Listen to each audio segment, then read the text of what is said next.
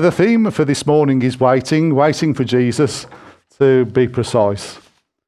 And we're going to look at one of the traditional readings that is often read at the time of Advent. We're not quite there yet. The first Sunday of Advent is next week, but I'm jumping in early. So we've got Isaiah chapter 9, and it's a passage that speaks about the coming Messiah.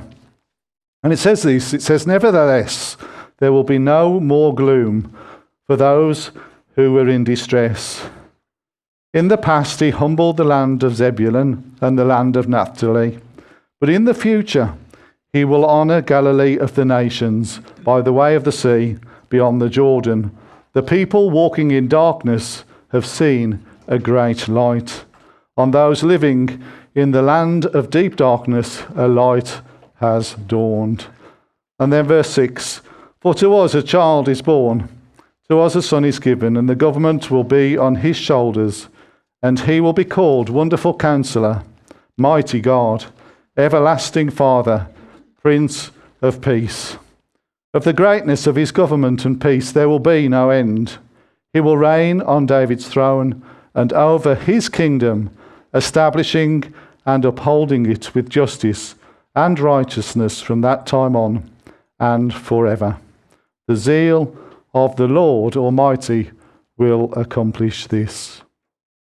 As I say, it's a well-known passage this time of year, often read, well, sometimes read as part of a carol service, isn't it? It's looking forward to the coming of Christ. And that's what the period of Advent is all about, looking forward to the coming of Christ. As I say, I want us to look about the theme of waiting for Jesus. And I want to think ourselves to think about our lives, and are we waiting for Jesus? This week, you got 2 weeks of me, I'm afraid. Yeah, I didn't tell you that, did I? You got me this week and next. Helen twisted my arm a bit. She said she wanted me to do more than a week, and I said, well, I'm not going to do that. And she said, well, if you do the last Sunday of one month and the first of the next, that's not the same, is it? That's almost like a break. So that's what we've gone for. That's what we've gone for. So, waiting for Jesus. This week we're going to look at some people who got it wrong waiting for Jesus, and next week we're going to look at people who got it right. So, up to you. You can decide whether to come next week or not, can't you? But it's the ones that got it right next week, so that's a good one to come to, isn't it? So I wonder, if you look at yourselves, are you good at waiting? Are you good at waiting? Perhaps more importantly, do other people think that you're good at waiting? Are you a patient person? Do people think that you're a patient person? I'm going to move this light. No, I'm not, because the mic's there. Apparently, I don't know whether you go along with this, but apparently the British are very good at waiting. They're one of the most patient nations of the world. And according to the thing I read online, I mean, again, you might not agree with this, but according to the thing online, it's to do with being used to queuing after the war for goods that were rationed. I mean, I don't remember the war, do you? Do you remember waiting in the queue for something that was rationed? I don't know whether anybody here will have done. There you go. But apparently we were very, very good at that. And it says this is a summary of part of British culture. It says, queuing or waiting in line is deeply imbibed into British culture. Whether you're waiting for public transport, in a shop, or at a ticket counter, it's important to join the end of the queue and to wait patiently for your turn. Isn't that nice, eh? Cutting in is generally considered rude and generally frowned upon. And then it talks about other nations that apparently don't do that. I mean, I thought everybody did that. I mean, do you not get like a bit offended or a bit angry when people sort of nip in the queue ahead of you? It's not right, is it? It's not right. We know how to do things properly, don't we? But apparently, they reckon that Turkey is one of the worst. I've never been to Turkey, but apparently if you go to Turkey, you don't have to queue at all.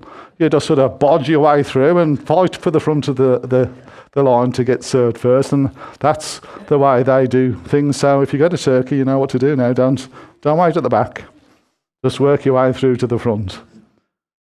And it made me think that one time I can remember being at a Saver Centre. It was one of those times when there was a shortage of fuel and the queues for the petrol were massive. And I'd managed to get to the pump I was filling up. And somebody in their car had the audacity to jump past about 3 cars, and there were people coming out, almost scrapping each other on the forecourt. And it was only put right when the people in the car went back, joined their proper place, and normal order was restored. So it made me think perhaps we're not as patient as we like to think we are these days. And it made me think about society today, because I think society today, we don't like waiting, do we? I think we're more in an instant society, and particularly if you do things on the computer, you can do things at the click of a button, can't you? You can get things almost straight away. So perhaps we're not so good at waiting anymore. And I think most of us, if we had the opportunity to, we'd work our way around the queue if there was another way to do it a bit faster, wouldn't we? I don't think we would wait if there was some way of getting around it. And it made me think, if you're doing things online, no more queuing. You can buy your goods online and you don't have to wait in a queue in a shop.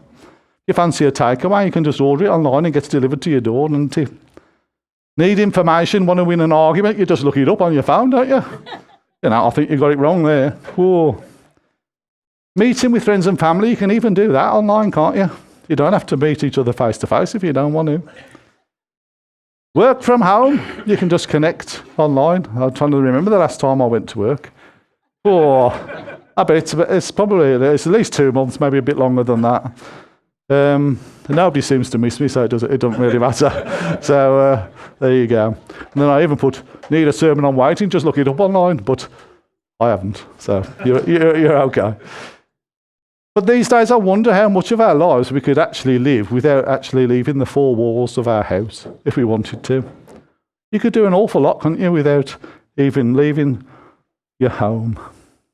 Instant access, availability online, it's got its advantages, but is it really that good for us? And then it made me think, in an instant culture, do we require or expect an instant God? In an instant culture, do we require or expect an instant God? Does having everything available instantly tie up with our view of God? These days, I'm not into this, but I know certain people are, but you can connect with the royals online, can't you? Apparently you can even connect with the Pope if you want to. Celebs and all sorts are available to follow online. But the one person you won't find there is God, will you? You won't find God online. And I wonder sometimes if we wish we could, if we could just look him up online, ask a question. Wouldn't it make our faith so much simpler? But for God, there's no website. We can't FaceTime him. We can't Snapchat him. We can't do an MS Teams meeting, can we? We can't get a message from God. We can't message God and get an instant answer, can we? We can't order from him today and expect next day delivery. It doesn't work like that with God, does it? And it just made me think, are we in danger of treating God like that? Do we expect to ask God and get an answer straight away? Do we expect to put in our order and get our goods tomorrow? Can we cope if God makes us wait? So waiting for Jesus, is that you this morning? Are you waiting for God? Some people don't know God, and perhaps they've asked God to reveal himself to them and to prove that he exists, and they're still waiting for his answer. Or maybe you've asked God for something, anything that you can think of, but you're still waiting for God's reply. It made me think that probably all of us, it wouldn't surprise me if all of us here this morning are waiting for an answer on some prayer to God this morning. Still waiting. How long should we wait for a reply? How long is too long? How long before we stop asking? But we're not the only ones. We're not the only ones. In the Bible, we find many, many people waiting for Jesus. Throughout the Old Testament, God made promises to his people over and over and over again. And one of those is that passage that we read this morning, the promise of the Messiah to his people, a saviour, a king to his people Israel. And Jesus was the fulfillment of that promise, wasn't he? But you know, God left his people waiting, and waiting for an awful long time. It wasn't just a few months, a few years, but it was hundreds and hundreds of years. The prophet Isaiah, his book was written around 700 years before the birth of Christ. The passage that we read spoke about Jesus 700 years before he was born. Of the greatness of his government and peace there will be no end. He'll reign on David's throne and over his kingdom, establishing and upholding it with justice and righteousness from that time on and forevermore. You know, it's an amazing promise that God makes to his people 700 years before Jesus came along. It was mentioned recently about the gap between the Old and the New Testament, a period of around 400 years. The book of Malachi, written about 400 BC. Matthew's Gospel, written about 70 years after the birth of Christ. And in between, the people were left in a period of silence when it seemed that God wasn't speaking to his people. And it made me think how many people would have lived and died throughout that period without receiving the promise of God. What happened in that period of time when God appeared silent? Did he go on his holidays? Did he take a break from the earth? Did he go perhaps to a galaxy far, far away? No, that's not God, is it? And it made me think that, you know, just because nothing is recorded about God during that time doesn't mean to say that God stopped working. I can't remember, there's one of the songs that says something about God.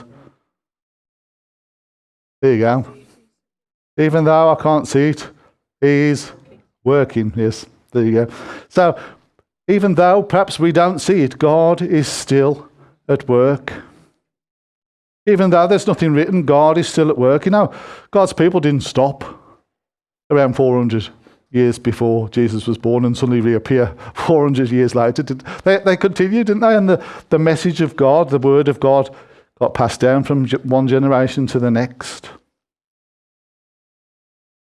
Because God was still at work. He was still working in people's lives. People were still coming to know God, even though he appeared to be silent.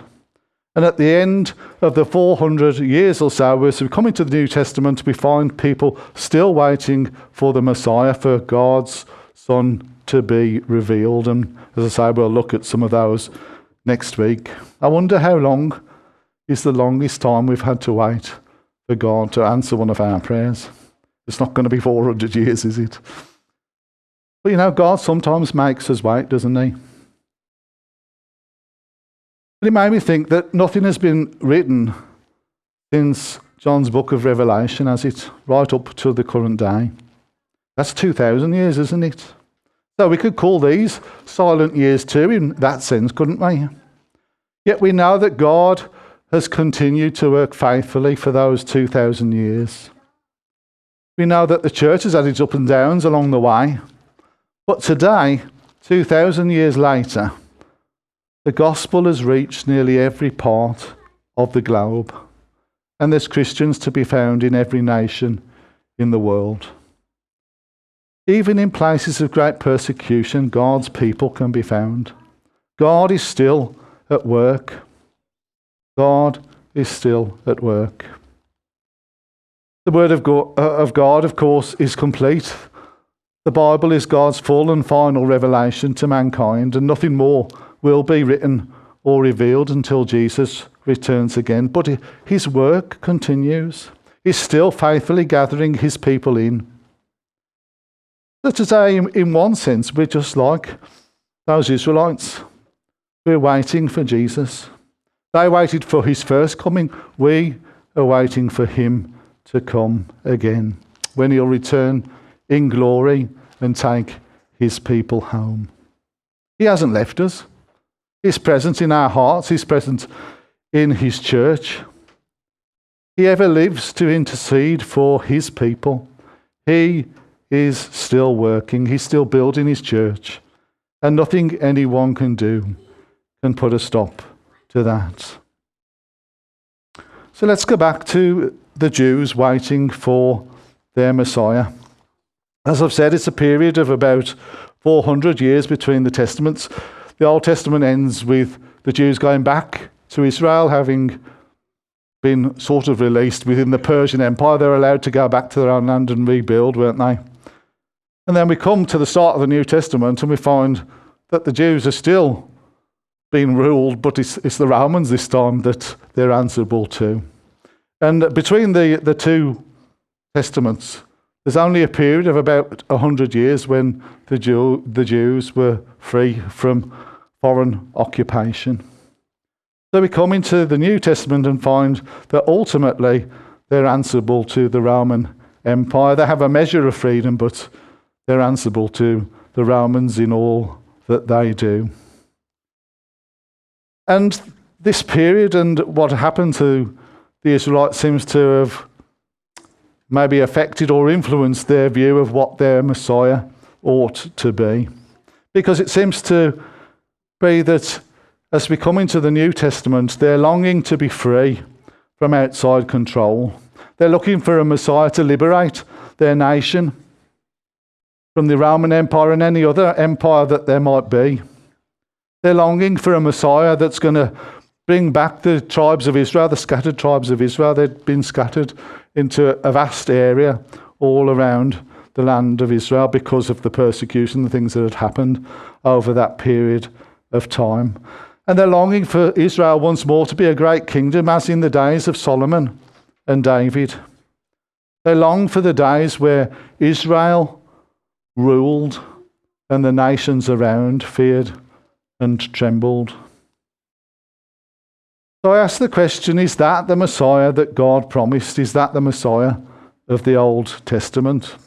And you know, there are many, many passages that appear to speak of a Messiah like that. And one of them is the passage that we've read in Isaiah chapter 9. But there are also many other passages that just speak of a different type of Messiah.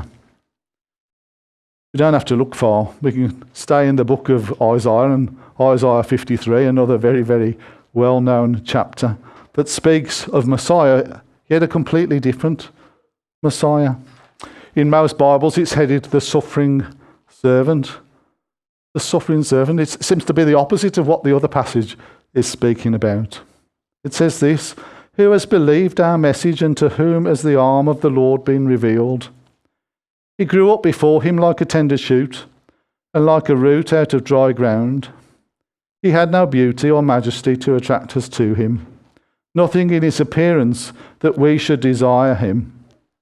He was despised and rejected by mankind, a man of suffering and familiar with pain, like one from whom people hide their faces. He was despised, and we held him in low esteem. Surely he took up our pain and bore our suffering.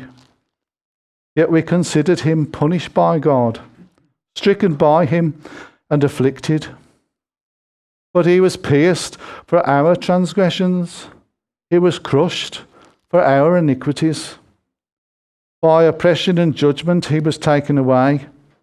Oh, sorry, I've skipped a bit there. "We all like sheep have gone astray.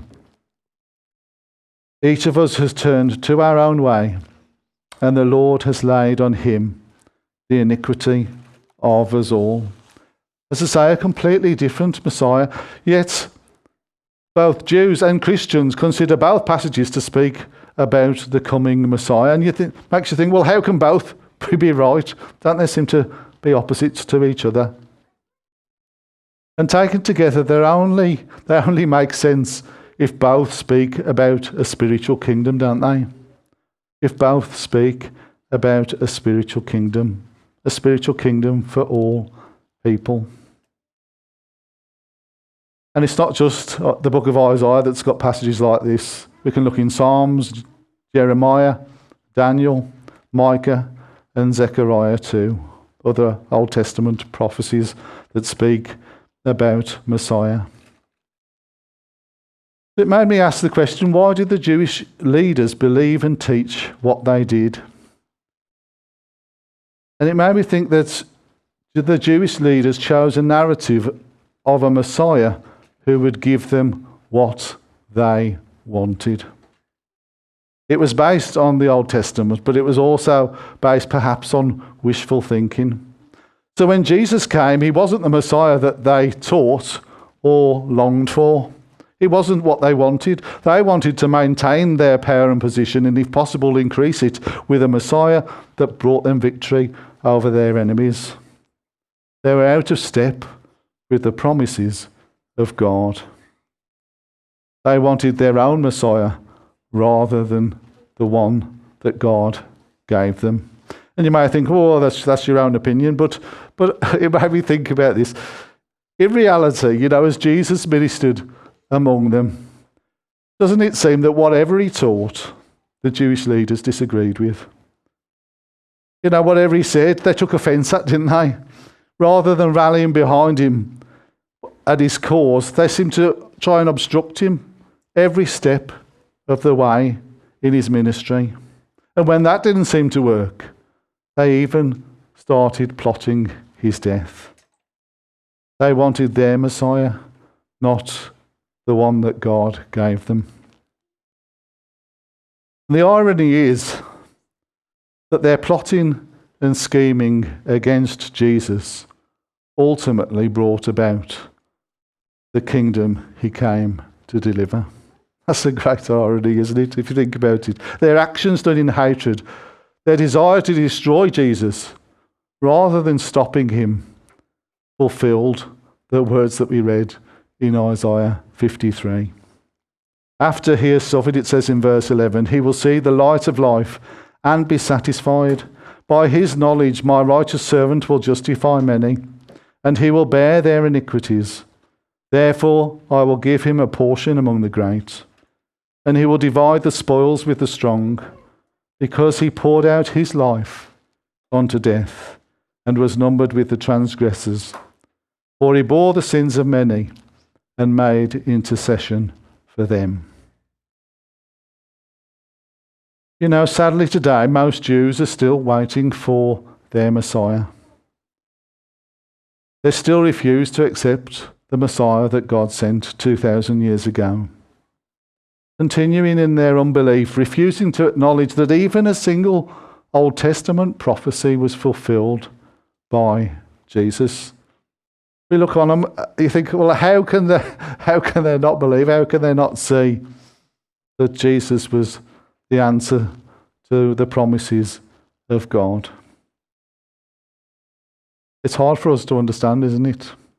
Because to us, it all seems to fall in place. And I can't remember, there's something like a promise of God or a prophecy of God that's fulfilled for every single day of the year. I think there's a book that you can buy with 365 prophecies of God that are fulfilled by Jesus. So many things that fell in place, so many details that God in his Son fulfilled by the coming of Messiah. So I want us to finish this morning's message by asking ourselves this one final question. Are we still waiting for a Messiah that we want? Someone to fit in perhaps with our ideas of God? Or are we looking to God's Messiah? It made me think this. If we look to God, we may not get we may not get exactly the Messiah that we want, but he will be exactly the Messiah that we need. We may not get the Messiah that we want, but he will be exactly the Messiah that we need. How true that is. May God bless his word to us this morning.